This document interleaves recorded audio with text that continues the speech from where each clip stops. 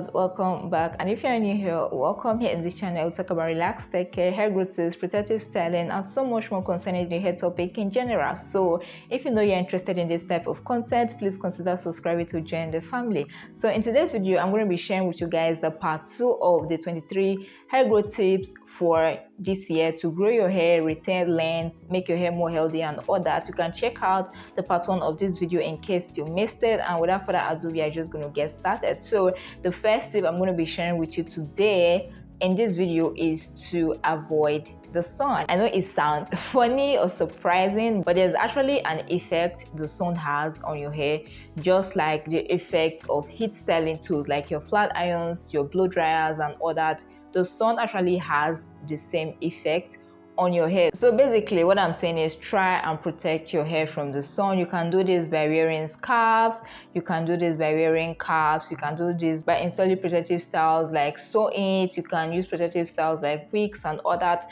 but try as much as possible to keep your hair away from the sun, or keep your ends especially away from the sun, because over time the effect of the sun on your hair can be detrimental. Before you know, your hair starts discoloring. So if your hair was dark, it may now start getting brown or gray or something like that. Your hair may get weaker with time, and before you know, you start getting breakage. So this is going to take me to my next step, which is to use sunscreens for your hair or heat protectants. Yeah, it may be funny if you've not heard of it before, but there's actually sunscreens for hair. So this basically acts like the normal sunscreen you use on your skin, on your face, and all that. It protects your hair from the sun, basically acts as a shield between your hair and the sun.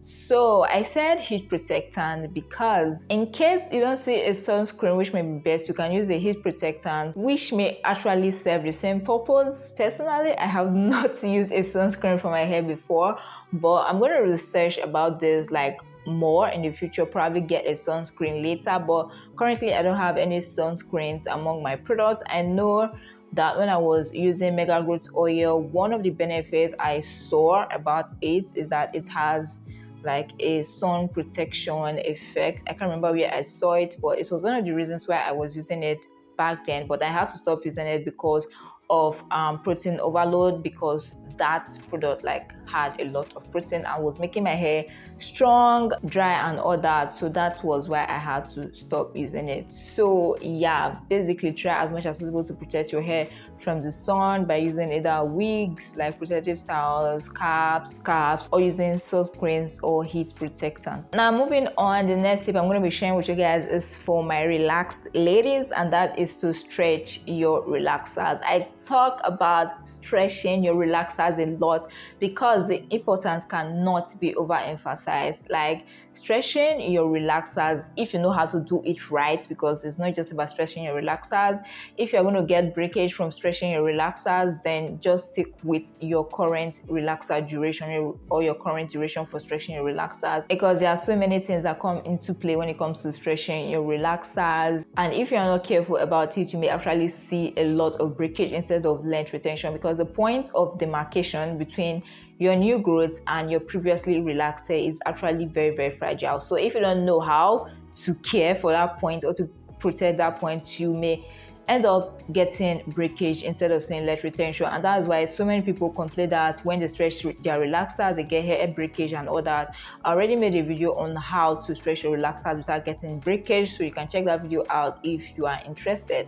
But if you know how to do it well, probably after researching and all that, it is best you stretch your relaxers, because stretching your relaxers will actually prevent overlapping of relaxers, because overlapping of relaxers on its own can lead to over processed hair, weaker hair, and before you know, you start getting breakage and you won't get length retention. So that is why it is nice to stretch your relaxers, because the amount of hair you get if you stretch your relaxers for 3 months is going to be less than if you stretch your relaxers for 6 months. So let's say your normal rate of hair growth is about half an inch a month.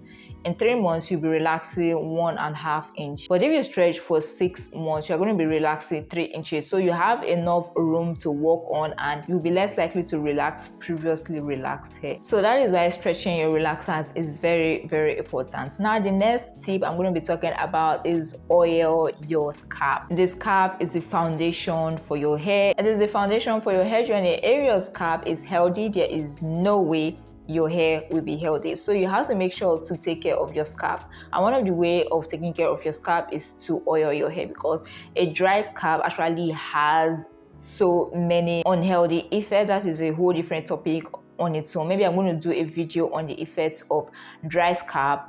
But basically, you want to make sure your scalp is healthy. You want to make sure your scalp is moisturized. So that is where oiling your scalp comes in. Now, when I say moisturize your scalp, it is just with use of oils.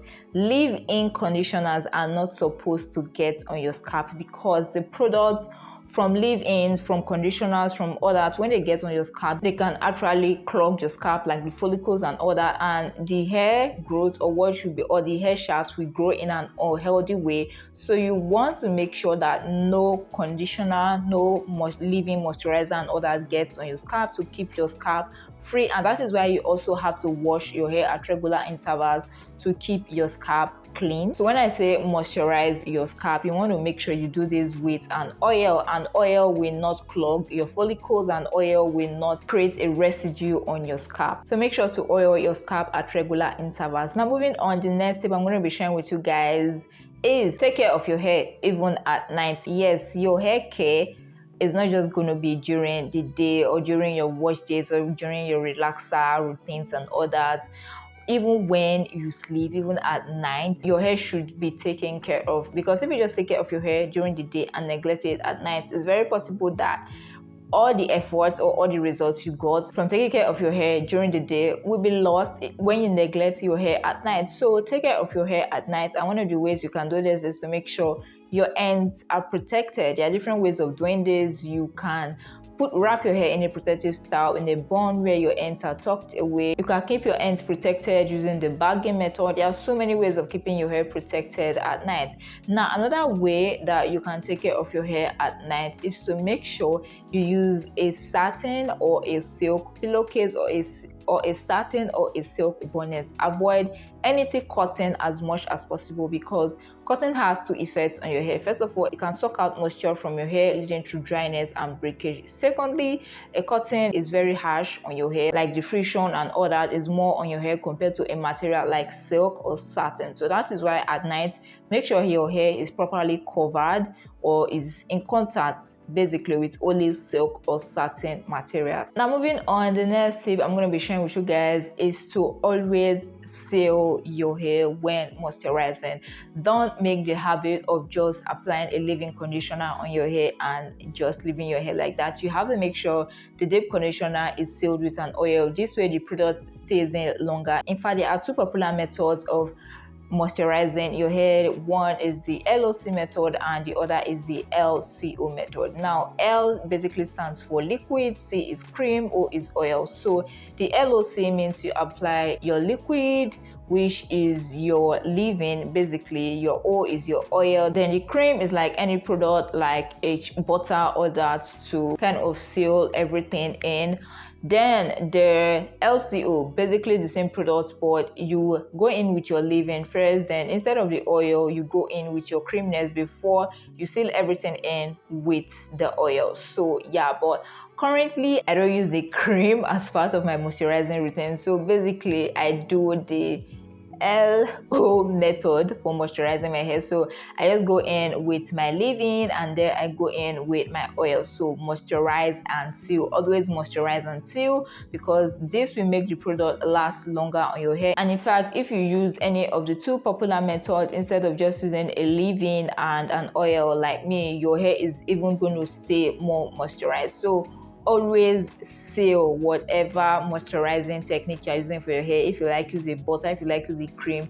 Use anything you want, but make sure you always seal. Even if it's water you want to use to moisturize your hair, yes, it's possible to use water to moisturize your hair. This was what I was doing before I got my leave-in moisturizer. So it's possible to use water to moisturize your hair. So even if you're using water, always make sure to seal with an oil. Now moving on, the next thing I'm going to be talking about is no tight protective styles. On no account should you come back home from a protective style installation and you're having headache. Like, sis, come on, you're having headache, you are having bumps on your hair, and you have to take painkillers. So when it's getting to that extent that you have to take painkillers for your protective style, know that your hair is in trouble. Like, you have to take down that protective style immediately. So when installing a protective style, make sure it's not tight at all. The breakage from tight protective styles is even worse compared to your normal breakage, because your normal breakage is going to occur at the ends of your hair where they are weak and all that, but the breakage from a tight protective style is going to occur from the roots, because that is where the tension is, that is where the traction is. So if you want to avoid this type of breakage as much as possible, sis, try and run away from tight protective styles. And I think it is one of the reasons why I stopped going to hairstylist salons and I started doing my hair myself, because most of these hairstylists, when you tell them I don't want my styles too tight, they'll tell you, yes, I can hear you, but they go on doing what is on their mind. So when you want your protective styles installed, make sure you sink it into the head of the hairstylist where you want to get your protective styles installed.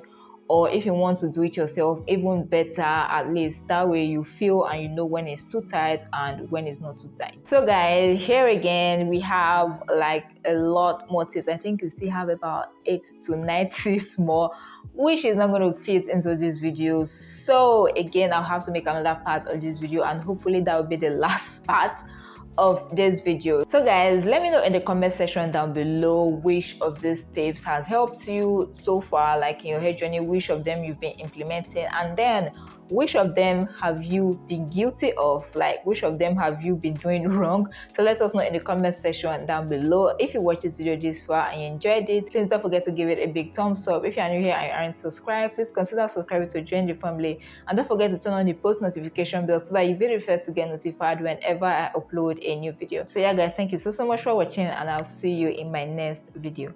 Bye.